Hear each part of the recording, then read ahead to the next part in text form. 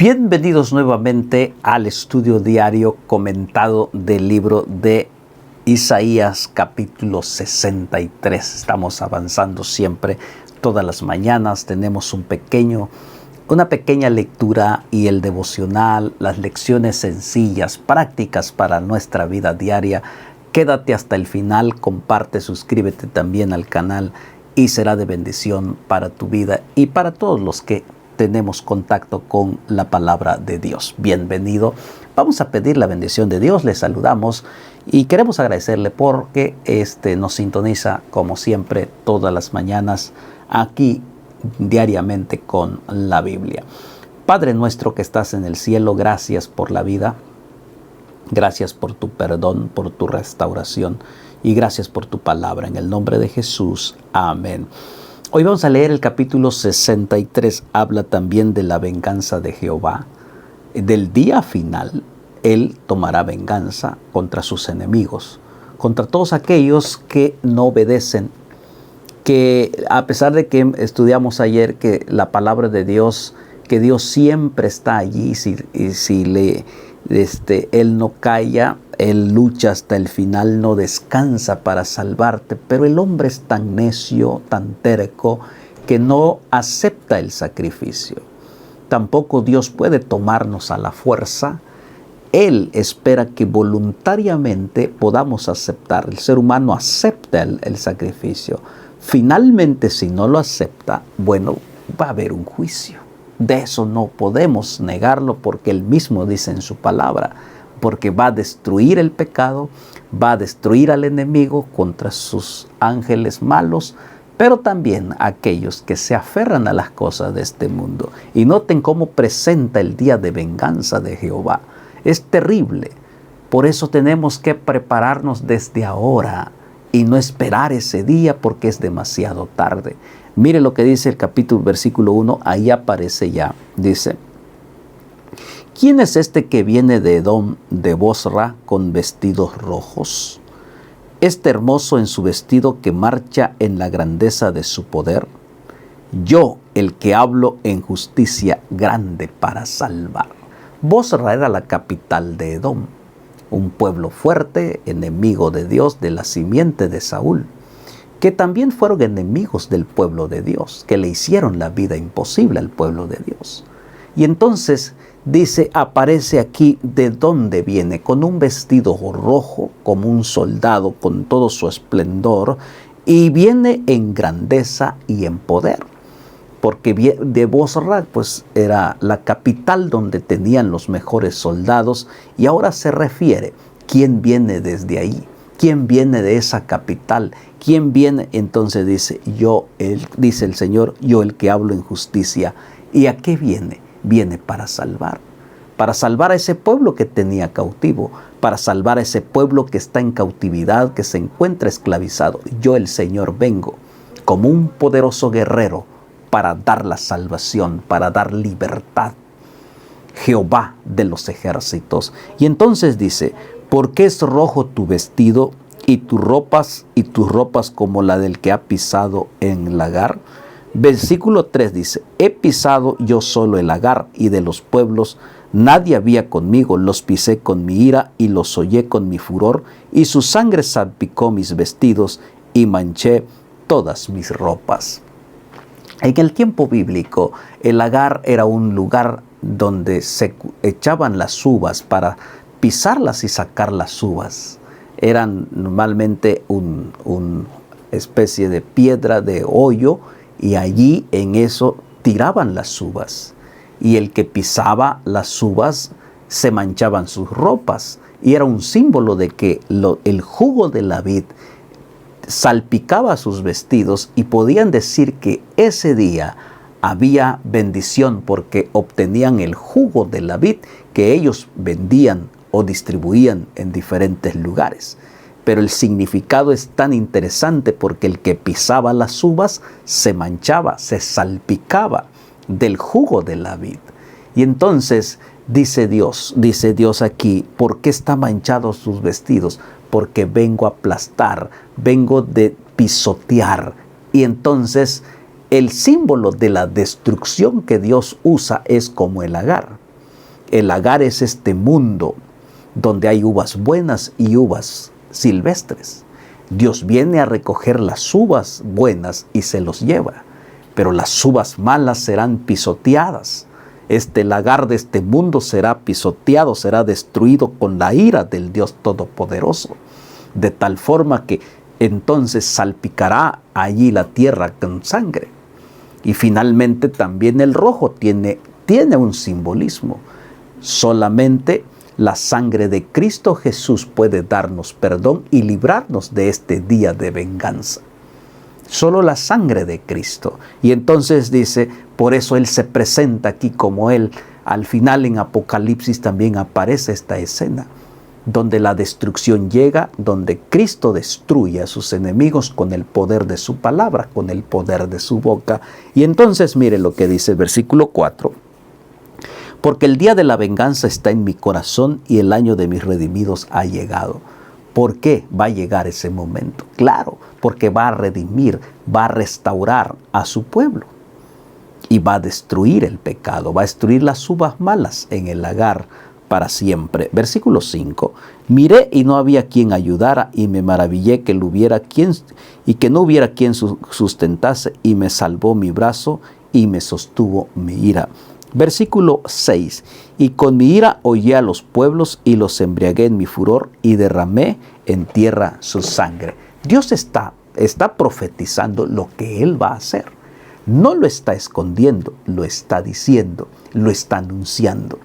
A los enemigos serán destruidos, dice el Señor, yo tomaré venganza. No lo puedes tomar tú, no lo puedes tomar yo, es simplemente el Señor hollará a los pueblos con el furor de su ira y el poder de su fuerza. Esto se proyecta hacia el futuro. Así como Dios liberó a su pueblo y lo aplastó a sus enemigos, Dios al final, Él también hará esta gran obra en una dimensión tan grande, porque serán destruidos todos aquellos que se aferraron al pecado. Por eso dice el versículo 7, es interesante lo que dice el versículo 7, dice: de las misericordias de Jehová haré memoria, de las alabanzas de Jehová conforme a todo lo que Jehová nos ha dado, y de la grandeza de su beneficio hacia la casa de Israel, que les ha hecho según sus misericordias y según la multitud de sus piedades. Aparece la misericordia de Dios. Tanto tiempo llamando, tanto tiempo hablando, tanta misericordia desbordada para todos aquellos, pero finalmente, dice Dios, ahora serán destruidos. Dice, según sus piedades, según lo que ellos hicieron, serán destruidos, serán llamados a cuenta, dice el Señor, Jehová de los ejércitos. Versículo 8, porque dijo, ciertamente mi pueblo son hijos que no mienten, y fue su Salvador. Versículo 9, en toda angustia de ellos él fue angustiado, y el ángel de su faz los salvó, en su amor y en su clemencia los redimió, y los trajo y los levantó todos los días de la antigüedad. En el ángel de Jehová en el Antiguo Testamento es Cristo. Se refiere a Jesucristo, nuestro Redentor, que nos redimió, los protegió, dice aquí, en su amor y en su clemencia. Y en el Nuevo Testamento aparece Cristo, Jesucristo, que vino a este mundo y a través de su muerte, a través del derramamiento de su sangre, nos ha redimido. Nos ha dado su misericordia, dice el texto 9, nos salvó en su amor, en su clemencia nos redimió.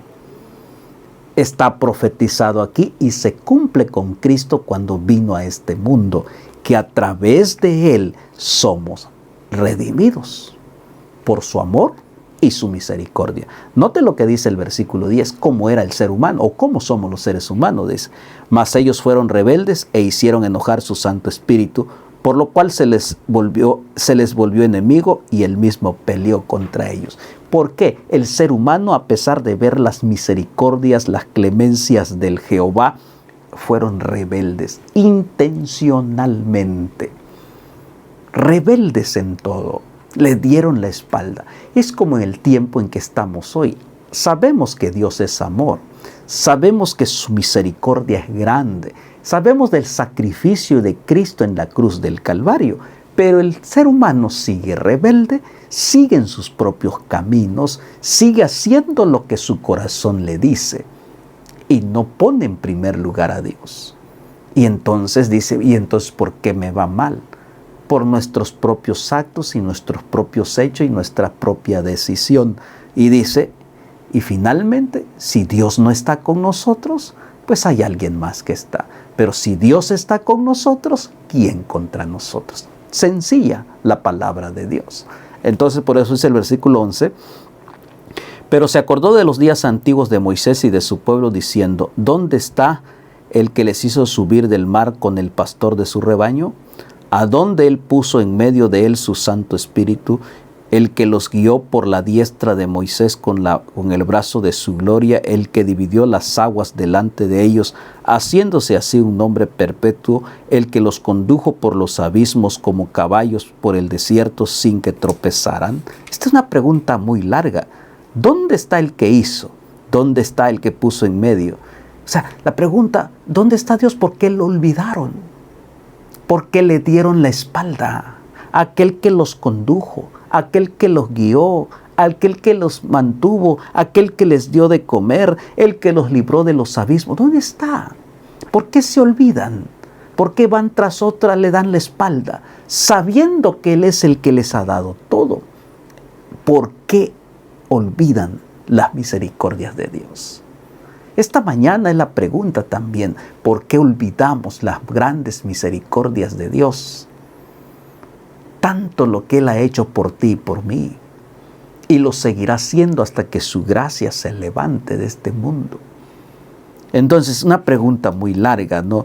Y entonces versículo 14, dice ahí el 14, el Espíritu de Jehová los pastoreó como a una bestia que desciende al valle, así pastoreaste a tu pueblo para hacerte nombre glorioso. A pesar de tu rebeldía, dice Dios, te pastoreó el poder del Espíritu Santo. Y a pesar de que somos rebeldes, el Espíritu Santo ha prometido pastorearnos, guiarnos. Es tiempo de dejarnos pastorear por el poder del Espíritu Santo, para que nos lleve a aguas seguras, a praderas seguras, que nos dé pasto fresco, que nos dé agua fresca. Y el poder del Espíritu Santo es el que puede pastorear nuestra vida a fin de que estemos seguros en Él. Déjate pastorear, dejémonos pastorear por el poder del Espíritu Santo. Lo que está aquí, el Espíritu es el que pastoreó al pueblo de Israel, lo llevó por sendas difíciles, pero ahí estuvo protegiendo, a pesar de que el pueblo le daba la espalda a Jehová de los ejércitos. Él siempre estuvo ahí, Él siempre estará con nosotros hasta el fin del mundo. Pero ahora es el tiempo en que nos toca dejarnos pastorear por el poder del Espíritu Santo. Y note lo que dice el versículo 15. Mira desde el cielo y contempla desde tu santa y gloriosa morada. ¿Dónde está tu celo y tu poder, la conmoción de tus entrañas? ¿Y tus piedades eran para conmigo? ¿Se han estrechado? Versículo 16. Pero tú eres nuestro Padre, si bien Abraham nos ignora e Israel no nos conoce, tú, oh Jehová, eres nuestro Padre, nuestro Redentor perpetuo es tu nombre. Finalmente, muchos reconocieron, y hoy debemos de reconocer, que el único que es nuestro Padre y Él es eterno, Jehová de los ejércitos. Esta mañana usted diga, gracias querido Padre, eres mi Padre eterno, eres el que me pastorea, eres el que me da salvación. Porque ¿a dónde más podemos ir si Él es nuestro Padre amante? Versículo 17. ¿Por qué, oh Jehová, nos has hecho errar de tus caminos y endureciste nuestro corazón a tu temor? Vuélvete por amor de tus siervos, por las tribus de tu heredad. El deseo es que, nuevamente, lo interesante es que ellos reconocen, aunque no totalmente, piensan que Dios los abandonó. No es así. Ellos abandonaron al Jehová y ahora le echan la culpa a Dios. Dios no tiene la culpa. Nosotros somos los que abandonamos, tomamos caminos diferentes y dejamos el camino de Jehová de los ejércitos. Y cuando nos va mal, muchas veces le echamos la culpa a Dios. Dios no tiene culpa. Nosotros somos los culpables por no confiar ni obedecer su palabra. Entonces, aquí el pueblo dice, voy a leer el versículo 18, por poco tiempo lo poseyó tu santo pueblo, nuestros enemigos han hollado tu santuario. Versículo 19, hemos venido a ser como aquellos de quienes nunca te enseñoreaste, sobre los cuales nunca fue llamado tu nombre. Gracias a Dios porque siempre hay una oportunidad. Y el pueblo, algunos de ellos reconocieron que solamente Él es nuestro Padre. Y como un buen padre, cuidando a pesar de la rebeldía, Él estuvo siempre al pendiente de su pueblo, como el tiempo en que hoy estamos viviendo. No estamos solos, tenemos el poder del Espíritu Santo para que Él nos guíe, nos pastoree.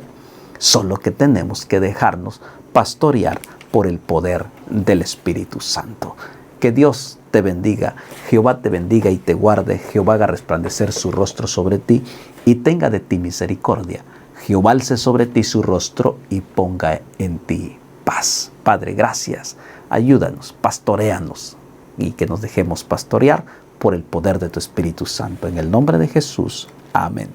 Nos vemos mañana ya con el capítulo número 64. Suscríbete al canal, comparte a fin de que lleguemos a muchos más y seamos una gran comunidad leyendo la palabra de Dios. Bendiciones.